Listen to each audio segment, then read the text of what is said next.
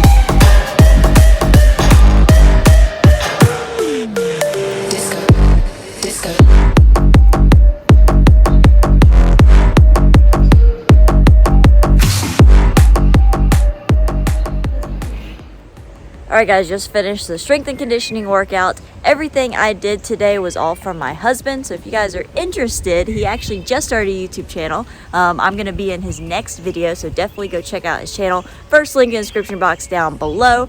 But right now we're heading back home. I'm going to relax a little bit, have some protein, and then I will see you guys a little bit later. Alright guys, we are back. I'm going to drink this protein shake and then get ready for work here soon.